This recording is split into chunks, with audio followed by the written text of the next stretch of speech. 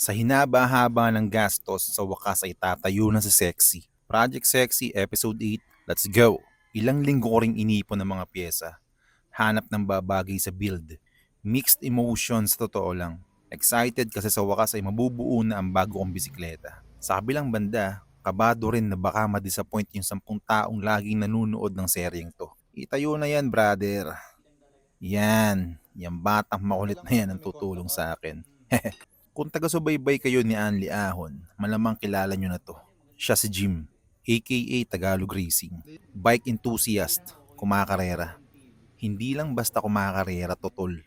Pumopodium din. Higit sa lahat, magaling na mekaniko. Basta usapang bike, kahit gaano pa ka-technical yan, papalagan ka niyan. Ang solid dito kay Jim, marami talagang kwento, komento, at suhestyon basta tungkol sa bike. Backed up by experience and research. Labas na labas yung passion. So paano napadpad si Jim dito? Ang original plan ko, ako sana ang bubuo ng bike. Slow build, unti-unti habang inaaral ko kung paano. Kaya lang wala na rin akong oras eh. Tapos may parating pang event. So ayun, dahil tropa naman natin si Jim, minessage ko lang. Sabi ko buuin niya ang bike ko kung kailan siya pwede. So eto, binabanatan na niya. Kung nakita nyo kanina, buo na yung rim set. Nililinis lang para lapatan ng rim tape tapos tubeless. Pagkatapos ng isang gulong, nagkabit naman ng headset. Home service nga pala to. Lahat ng gamit pambuo ng bike dala na ni Jim sa maliit niyang bag. Pagkatapos sa headset, tinidor naman na napagdiskitahan. Maganda sana tong gawing dream build ko no, mala G Milner pero hindi ako magaling mag-edit. Tsaka maingay din ang paligid. Puro daldalan lang din ang inatupag namin. Alam kong nasagot na to sa mga video ni Anli Ahon. Pero siguro kung gusto nyong kuhaning mekaniko si Jim para sa mga bike nyo, mas okay kung malapit lang kayo sa Morong Rizal. Tapos bike overhaul sana o full build para sulit ang punta.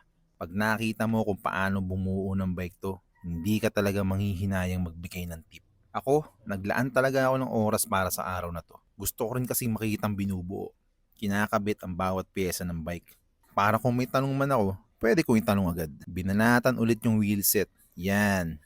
Tubeless na yung rear. Kabit ng kaset pagkatapos. Dahil marami-raming beses ko na rin namang nakasama tong si Jim, alam ko nang mahilig sa kape to. Charge ka muna dyan, pre.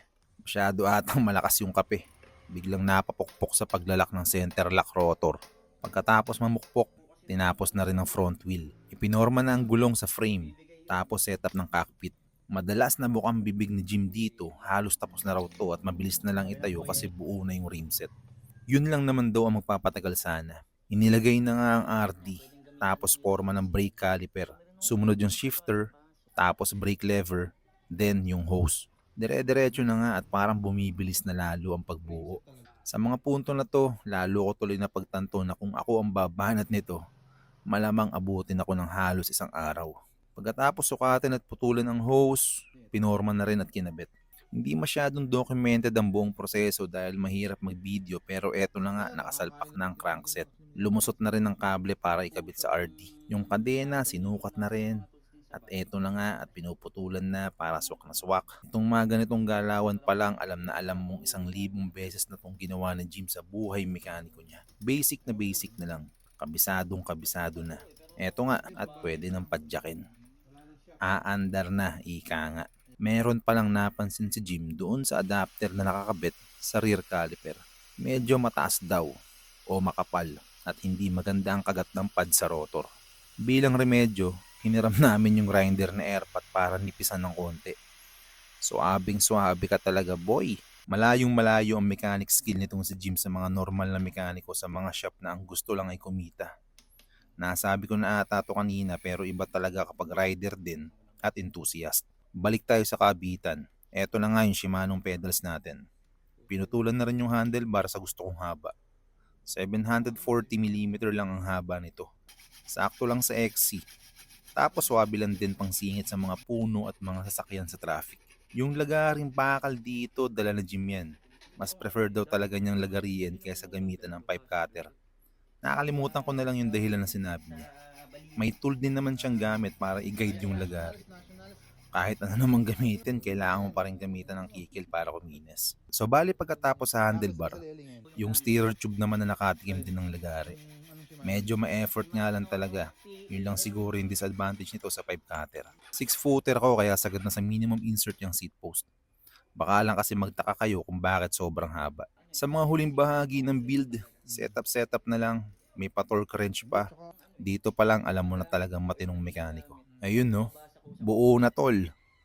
Bined na rin ni Jim yung pad sa trotor gamit ang tubig at degreaser. Panalo talaga. Tanggal ang dulas. Bukod sa pagtotono ng RD, syempre bago i-test ride, dapat swakto na rin ang hangin sa tinidor. Dahil maulan na rin naman, kinabitan na rin natin ng fender ang fork. Next time na ako magkakabit ng legendary fender sa likod. So ayun, tapos na mga pre. Rematihan na. Montage ko no, pasok. Tub, chik, tub, tub, chik, tub, chik, tub, tub, chik, tub, chik, tub, tub, chik, tub, chik, tub, tub, chik, tub, chik, tub, tub, chik. Break it down, yo. Ayos natawa ako dun sa DIY beatbox kuno. Sana nag-enjoy din kayo sa panonood tulad ko na nag-enjoy rin sa paghahunt ng pyesa sa build na to. Maraming salamat sa 5,000 sa TikTok. Kita-kits sa mga darating na event mga pre. Let's go! Sexy Race Vlogs ilalapag na. Follow and share for more!